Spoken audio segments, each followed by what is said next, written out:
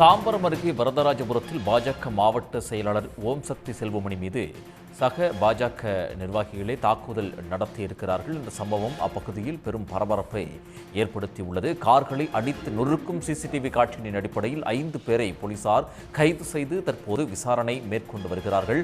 பாஜக நிர்வாகி பிரகாஷ் உட்பட 5 பேரை போலீசார் கைது செய்து தற்போது விசாரணை மேற்கொண்டு வருகின்றனர். நேற்று முன்தினம் வீட்டின் வெளியே செல்போனில் பேசிக் கொண்டிருந்த ஓம் சக்தி செல்வமணியை 6 பேர் கொண்ட கும்பல் தாக்கியுள்ளது. கும்பல் தாக்குதலை அடுத்து வீட்டுக்குள் ஓடிச் சென்று கதவை மூடிக்கொண்டு ஓம் சக்தி செல்வமணி உயிர் பிழைத்தார்.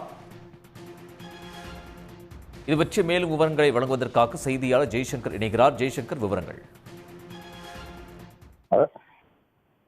தாம்பரம் அருகே பாஜக நிர்வாகியை சக பாஜக நிர்வாகியில ஆட்களை ஏவி வீடுகளை சூறையாடியதும் கார்கள் உள்ளிட்ட சூறையாடிய காட்சிகள் வெளியாகி பரபரப்பு ஏற்பட்டது. இது சம்பந்தமாக ஒரு 5 பேரை போலீசார் கைது செய்திருந்தாங்க. ஒருவரை தேடி வருகிறார்கள்.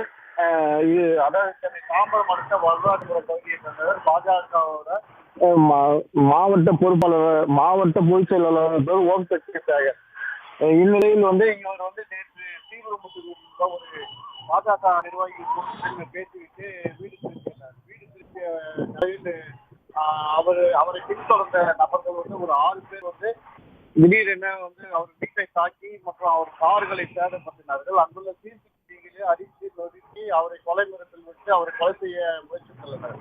இதனால் அவர் சுதாரித்துக் கொண்ட அந்த ஓபிசி அவர் வீட்டின் உள்ளே போயிட்டு உள்ள தாளிட்டு தப்பினார். இது சம்பந்தமாக இந்த காட்சிகள் வெளியான நிலையில் போலீசாருக்கு தகவல் தெரிவிக்கப்பட்டது. இதனையடுத்து பழிவாங்கலும் போலீசார் சம்பவ இடத்துக்கு போனார்கள்.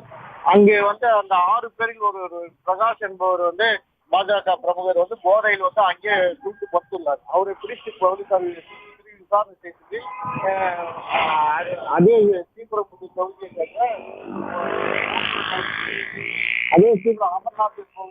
உடனுக்குடன் செய்திகளை தெரிந்து கொள்ள சன் நியூஸ் பெல் ஐகானை கிளிக் பண்ணுங்க.